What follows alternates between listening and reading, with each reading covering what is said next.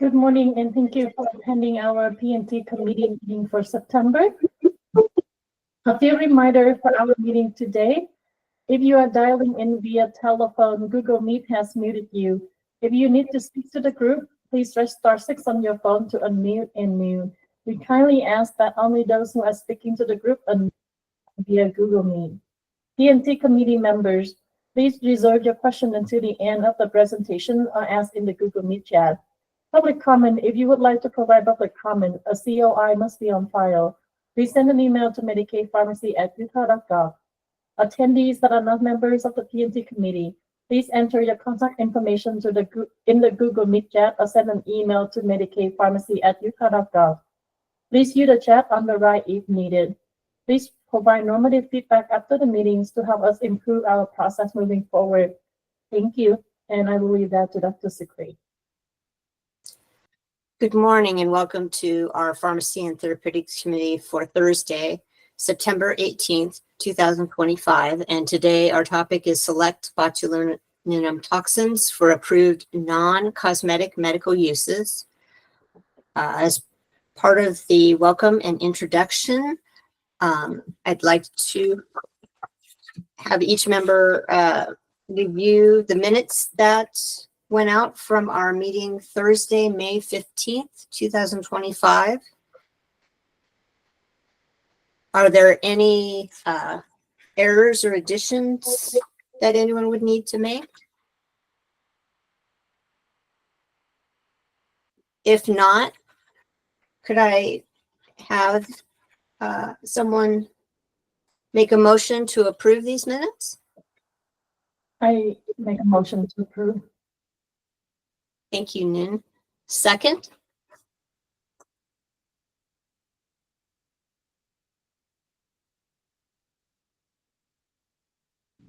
I second that. Okay. All in favor? Aye. Aye. Any opposed? Any abstentions? The minutes are so moved and approved. And Noon, I will turn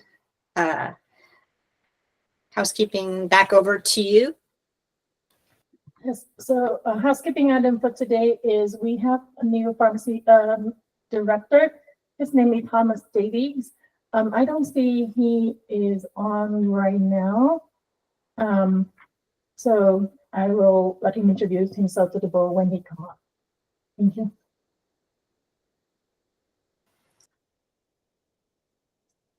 Dr. Moreno, could you please give us a DUR board update from this month's meeting? Yes, thank you, Dr. Siegfried. I just wanted to report that in August, the DUR board met to discuss Jornavax or suzetrigine, which is a new sodium channel blocker indicated for the treatment of moderate to severe acute pain in adults. And the board voted on having Jornavax be preferred on the PDL with the quantity limitations of 29 tablets for 14 days and 1 fill per 90 days. And the board also voted to review the utilization of Jornavax in the next 6 months and then bring it back to DOR for any updates to our policy. And that is all. Thank you. The next item on our agenda is public comment. Is Chad Duncan from Vertex here?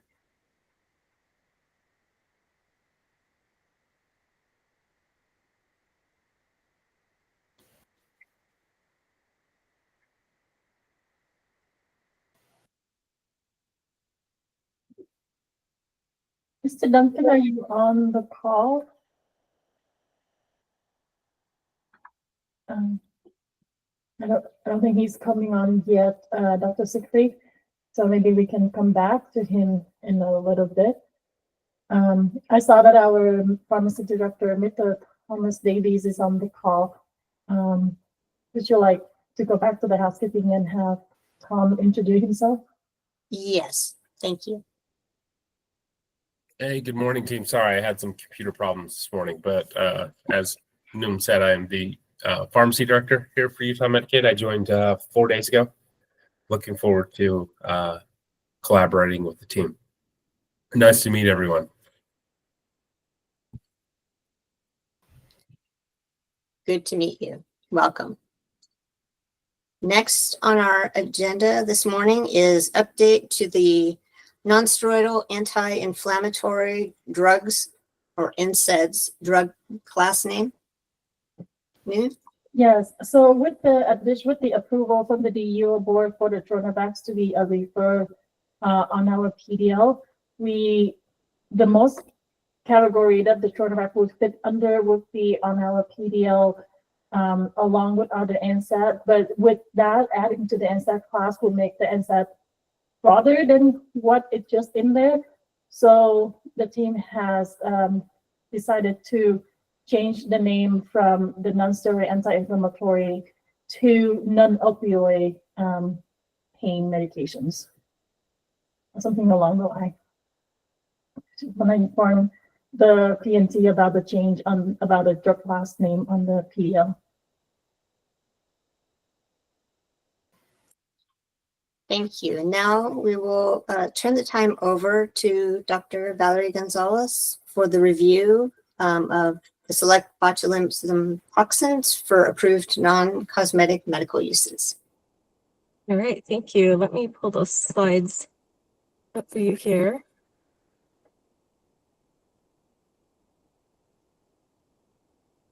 Okay, it looks like they're showing there.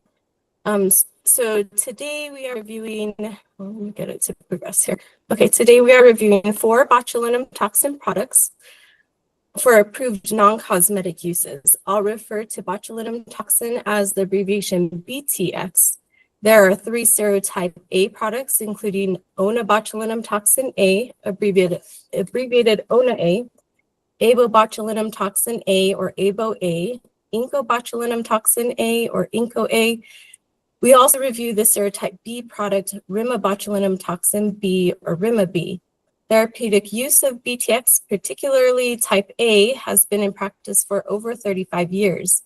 These are parenteral products that may be used intramuscularly to interrupt abnormal, uncontrollable muscle contractions that cause pain, disability, and decreased quality of life, or that may be used intraglandularly or intradermally to mitigate excessive drooling, sialorrhea, or sweating hyperhidrosis. Approved indications of these products span the treatment of spasticity, cervical dystonia, blepharospasm, strabismus, chronic sialorrhea, overactive bladder or neurogenic detrusor overactivity, chronic migraine, and severe axillary hyperhidrosis. Of these products, ONA-A has most approved indications. Several are unique from other agents. Some approved indications overlap partially or fully between products with respect to 4 disease areas, including spasticity, cervical dystonia, blepharospasm, and chronic sialorrhea. Each reviewed BTX type A product is approved for spasticity, but the indication of INCO-A is specific to upper limb spasticity only, whereas the others are also for lower limb spasticity. All 4 reviewed products are approved for adult cervical dystonia, and 2 products each are approved for blepharospasm or chronic sialorrhea. Regarding overlapping approved indications, spasticity is generally more prevalent than cervical dystonia or blepharospasm. An observational study of U.S. managed care patients identified about 200,000 adult cases and 30,000 pediatric cases with spasticity over a 4-year period, compared to 9,000 adult cases with cervical dystonia. The estimated prevalence of blepharospasm is 3 to 4 per 100,000 persons, which would also likely amount to fewer cases compared to spasticity. BTX type A products must be reconstituted before administration, while the BTX-B product is available as a ready-to-use injectable. These products require administration by a skilled healthcare provider and may require the use of guided injection techniques. When injected precisely into the target site, there is no measurable BTX quantity in the blood. So a key advantage of BTX therapy is a lack of systemic adverse effects that are prevalent with oral medication options or other injectables such as intrathecal baclofen. The reviewed formulations are unique from one another with respect to product contents. Each contains human albumin, but in different quantities. The ABO-A product also contains trace amounts of cow's milk protein. Each product, with the exception of INCO-A, has some degree of accessory proteins, and it is debated whether accessory proteins may increase the risk for immunogenicity. As expressed in product labeling, potency units are product-specific and are not convertible between different BTX products. We will now review disease state background information and guideline recommended place in therapy for botulinum toxins. In most cases, authors make recommendations regarding botulinum toxin in general or regarding a serotype group without specification to a particular product. In affected individuals, spasticity can significantly contribute to burdens of pain and difficulty or loss of ability to perform activities of daily living. Untreated spasticity can lead to long-term complications such as soft tissue contractures, leading to decreased quality of life for patients and caregivers.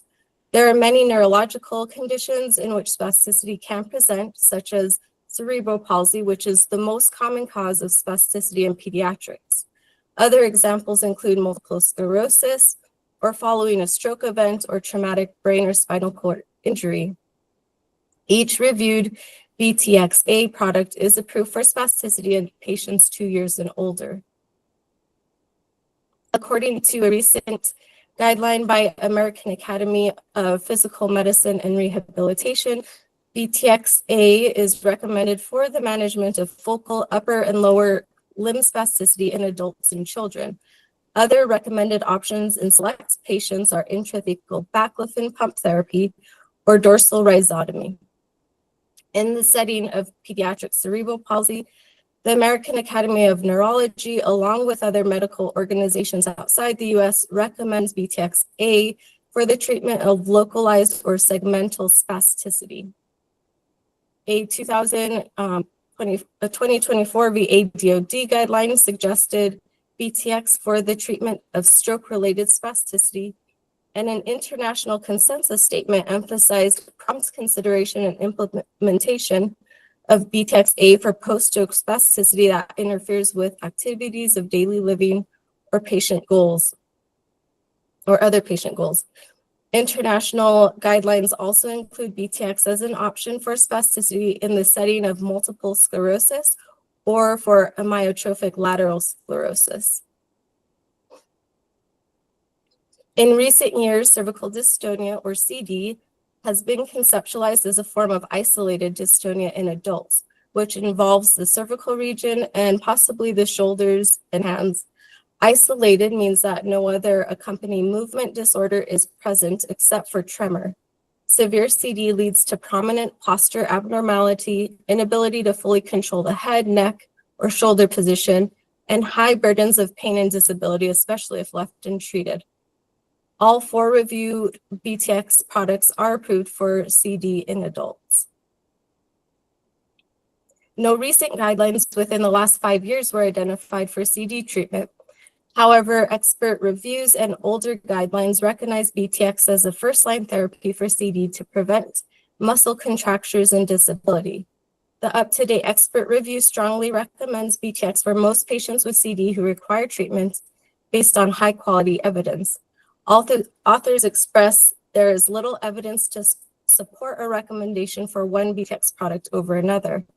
Oral medications were considered second line since BTX injections are viewed as more effective and better tolerated.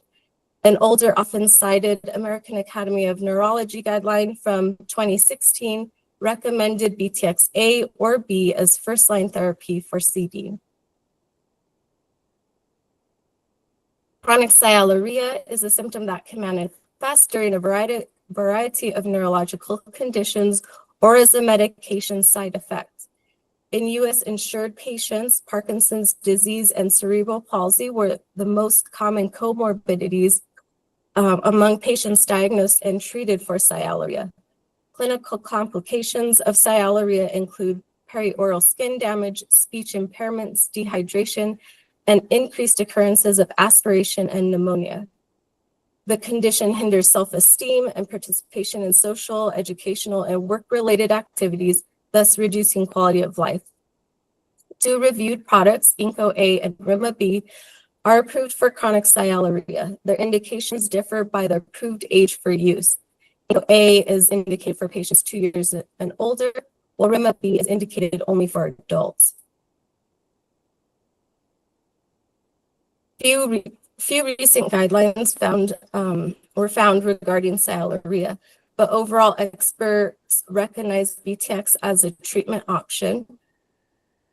In recent publications, a 2024 European guideline for the treatment of amyotrophic lateral sclerosis recommended BTX for severe sialorrhea after failing oral anticholinergic medication, either due to poor response or side effects.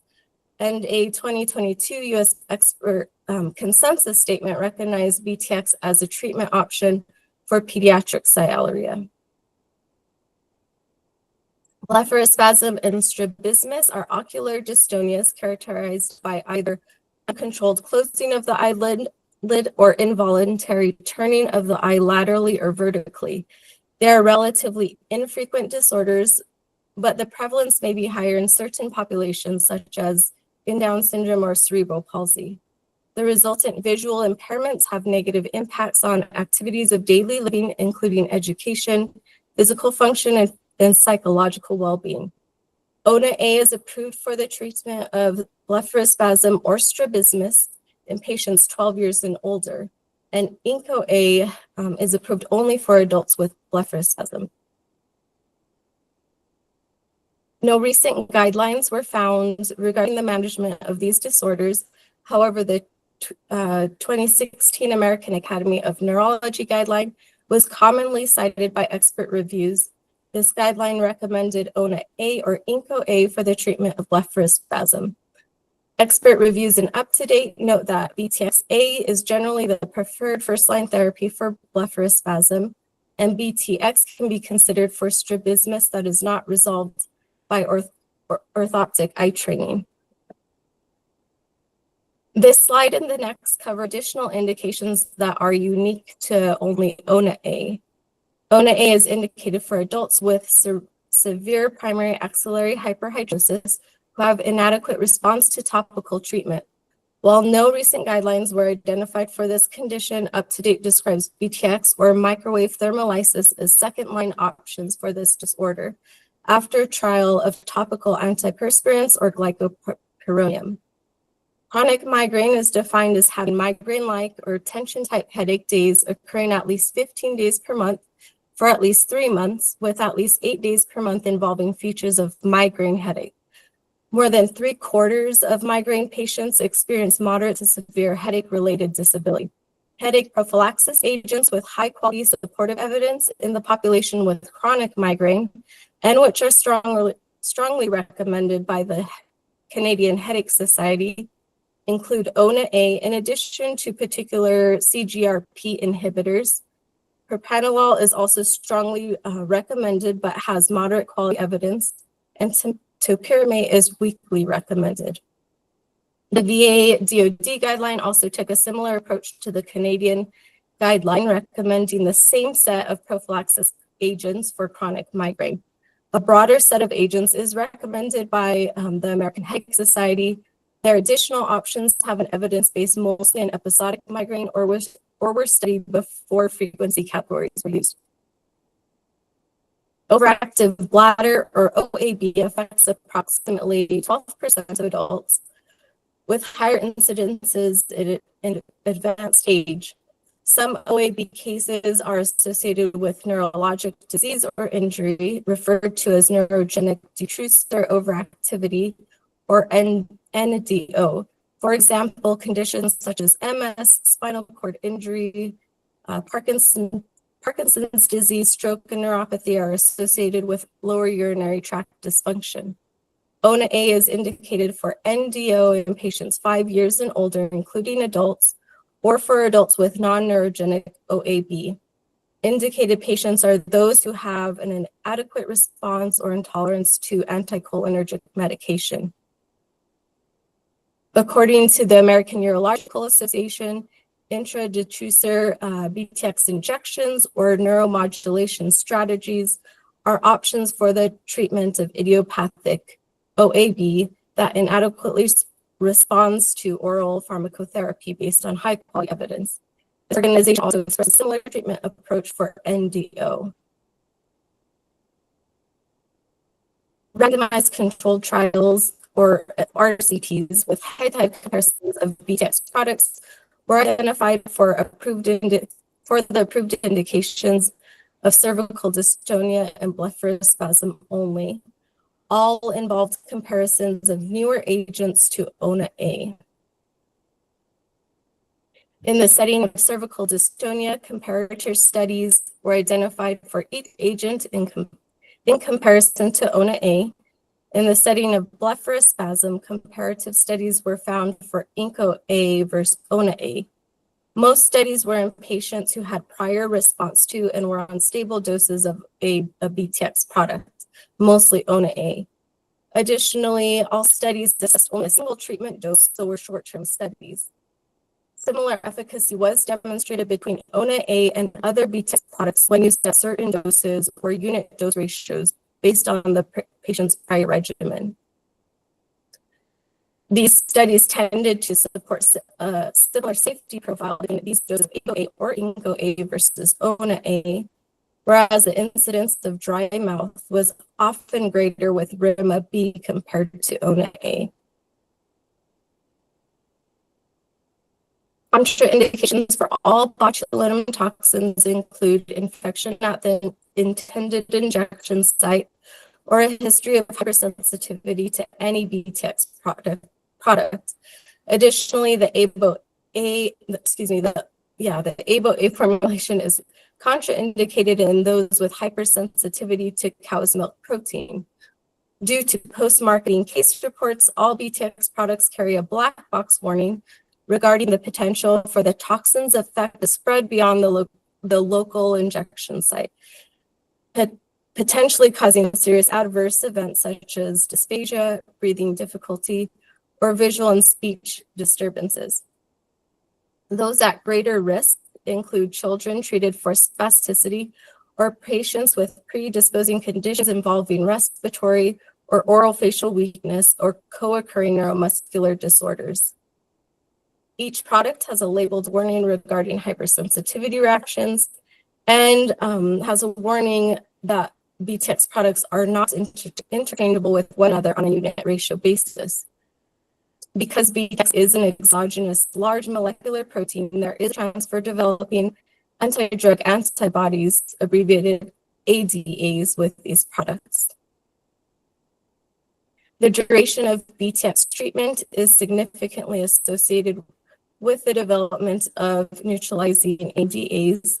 Meta-analysis estimated incidences of neutralizing ADAs per product were 7% with APO-A and 0.3% each for INCO-A and ONA-A. As for RIMA-B, prescribing information notes that 10% and 18% of treated adults with cervical dystonia developed neutralizing ADAs after 1 year or 18 months of treatment, respectively. However, because studies are heterogeneous with different follow-up durations, indications, and measurement assays, indirect comparisons of these incidences across products can be misleading. Additionally, the development of neutralizing ADAs may not always coincide with a loss of response. For instance, as many as 7% of responders to BTX-A products and 42% of responders to RIMA-B were found to have co-occurring neutralizing ADAs, according to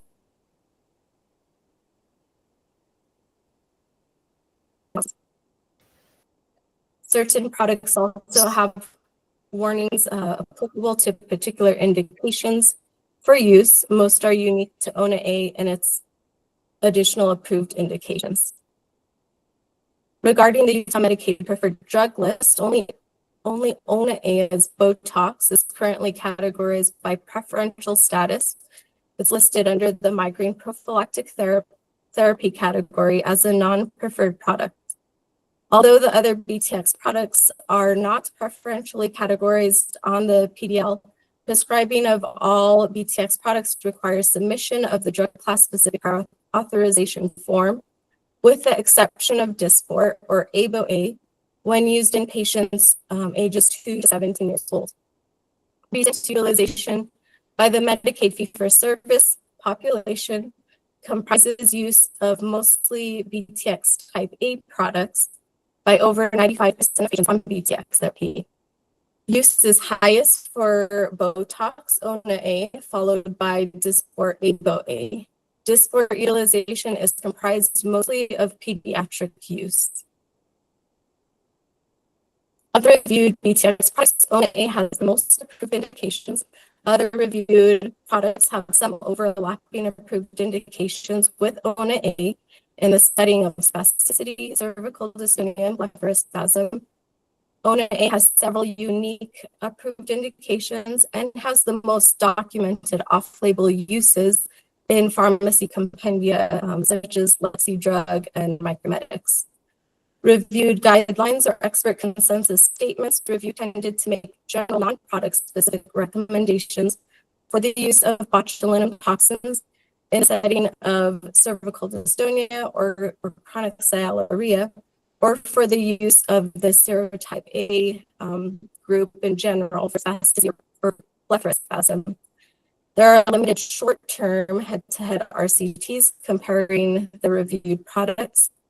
So considering the utilization trend of the fee-for-service population that mostly uses BTX type A products, and that the efficacy profiles appear comparable between BTX A products and ONA-A for overlapping approved indications, at least one BTX A product may be considered for preferred status on the PDL. A grandfather clause may also be considered for patients already established onto a particular product to allow the continuation of therapy regardless of PDL changes. And that's all I have for you today. Please let me know if you have any questions.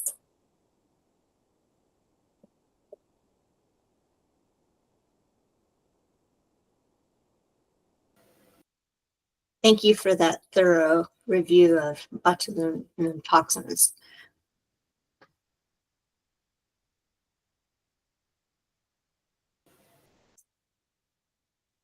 Does the committee have any questions for Dr. Gonzalez or any discussion regarding these agents?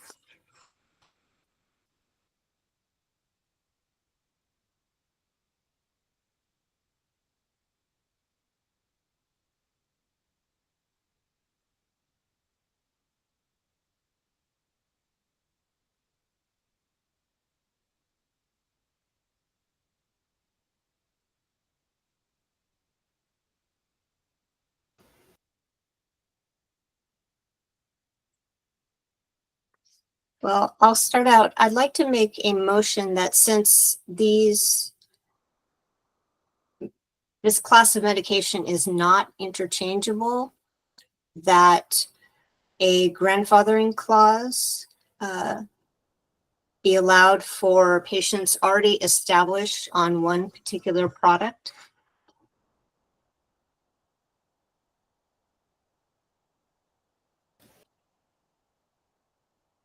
I can second the motion. All in favor? Aye. Aye. Any opposed? Any abstentions? That motion carries.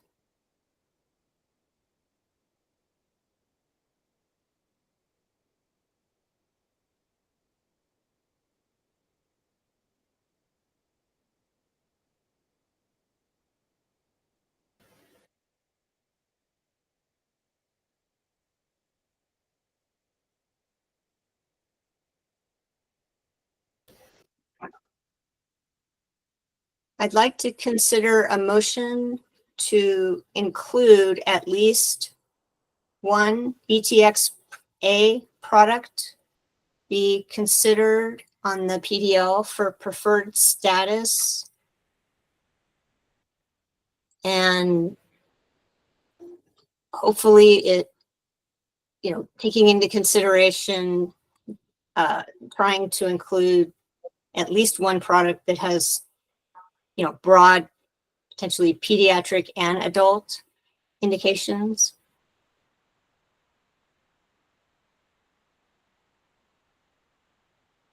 I can second the motions. And before, I want to give a little bit detail about how we're currently managing the Botox in our program right now. So Botox, as well as Dr. Gonzalez was saying, we only have one on our referred drug list right now is under migraine. But even though it's on our PDL, it's mostly managing through the medical side. As one of the Botox is closed in our point of sale system and only managing through PA, and then the clinic or the pharmacy will be billing it through the medical side through Prism. Just some background on how we currently process the claims. And I second the motion of Dr. Siegfried.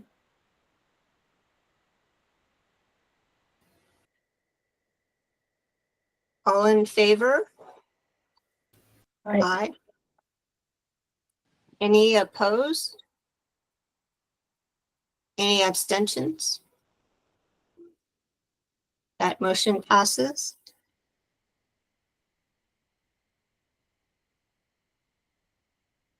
So our next meeting is Thursday, November 20th, 2025, and noon, correct me if I'm wrong, but it's non-factor hemophilia treatments. That is correct, Dr. Siegfried. Okay. Motion to adjourn. Second. All in favor? Aye. Aye. Thank you so much for your participation today and enjoy the fall. Thank Take you. care.